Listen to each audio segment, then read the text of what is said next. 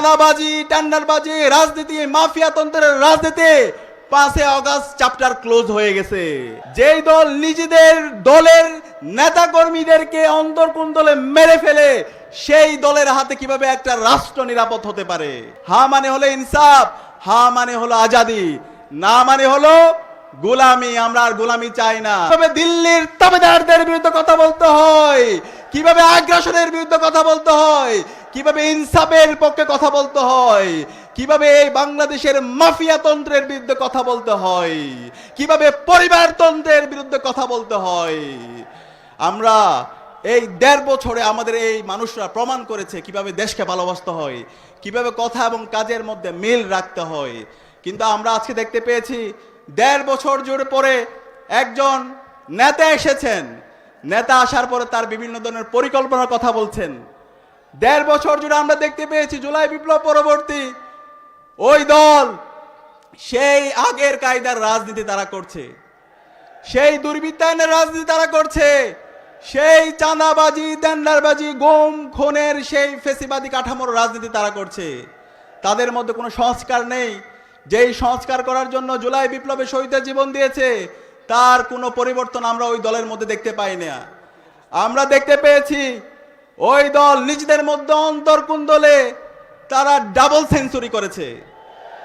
যেই দল নিজেদের দলের নেতা কর্মীদেরকে অন্তর্কুণ্ডলে মেরে ফেলে, সেই দলের হাতে কিভাবে একটা রাষ্ট্র নিরাপদ হতে পারে? সুতরাং আমরা অনুরোধ করব ওই দলের নেতৃবৃন্দকে, আপনারা এই গুন্ডাদেরকে সামলান।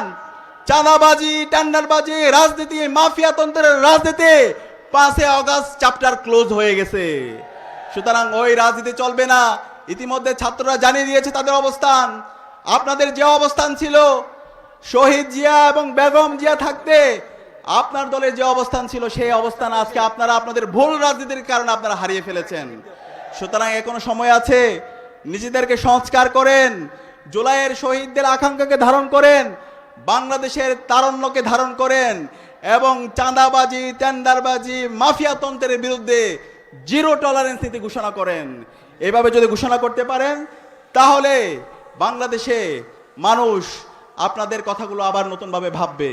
আমি একই সাথে অনুরোধ করব, আজকে আমরা দেখতে পাচ্ছি যেই জুলাই বিপ্লব হয়েছিল বাংলাদেশের সংস্কারের জন্য, যে জুলাই বিপ্লব হয়েছে বাংলাদেশে ইনসাফ কায়েম করার জন্য, সেই জুলাই বিপ্লবের সনদের আইনি ভিত্তি দেওয়ার জন্য যে গণভোট, সেই গণভোটে হাকে বিজয় করার জন্য ওই রাজনৈতিক দল এখন পর্যন্ত কোনো ক্যাম্পেইন করছে না। তারা এ নিয়ে ন্যায়ের পক্ষে অবস্থান করছে। যারা ন্যায়ের পক্ষে অবস্থান করছে, আপনাদেরকে 12 ফেব্রুয়ারি আগে বাংলাদেশের সর্বস্তরের জনতা আপনাদের বিরুদ্ধে গণরায় দিয়ে দিবে। ইতিমধ্যে আপনাদের পরাজয় হয়ে গেছে। সুতরাং আমাদের যারা আজকের ছাত্র জনতা এখানে উপস্থিত হয়েছেন, আপনাদেরকে অনুরোধ করব, আগামী 12 ফেব্রুয়ারি যে নির্বাচন হবে, সেই নির্বাচনে আমরা যে 2টা ভোট দিব, একটা হচ্ছে গণভোট। সেই গণভোটে হায়ের পক্ষে আমাদের প্রত্যেকটা জায়গায় ক্যাম্পেইন করতে হবে। আমরা কি পারবো ইনশাল্লাহ?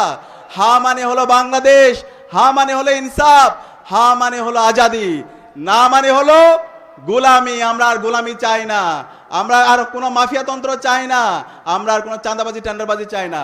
একই সাথে এই হায়ের সাথে আমাদের দাঁড়িপাল্লার পক্ষে আমাদের ক্যাম্পেইন করতে হবে, আমাদের ইগলের পক্ষে ক্যাম্পেইন করতে হবে, আমাদের শাপলাকলির পক্ষে ক্যাম্পেইন করতে হবে, আমাদের 11 দলীয় জোটের যে প্রার্থীরা আছে তাদের পক্ষে ক্যাম্পেইন করে বাংলাদেশে ইনসাফের পক্ষে আমাদের যারা প্রতিনিধিরা আছে, আগামী 12 ফেব্রুয়ারি ভূমিধস বিজয়ের মাধ্যমে ইনসাফের প্রতিনিধিদেরকে বিজয় করে নিয়ে এসে ডাক্তার শফিকুর রহমানকে রাষ্ট্রনায়ক বানানোর মাধ্যমে বাংলাদেশের গত 55 বছরে যে বঞ্চনা তৈরি হয়েছে, যে জুলুমতন্ত্র তৈরি হয়েছে, যে মাফিয়াতন্ত্র তৈরি হয়েছে, তার কবর রচনা করতে হবে। আমরা কি পারবো ইনশাআল্লাহ? ইনশাআল্লাহ। ইনকিলাব জিন্দাবাদ।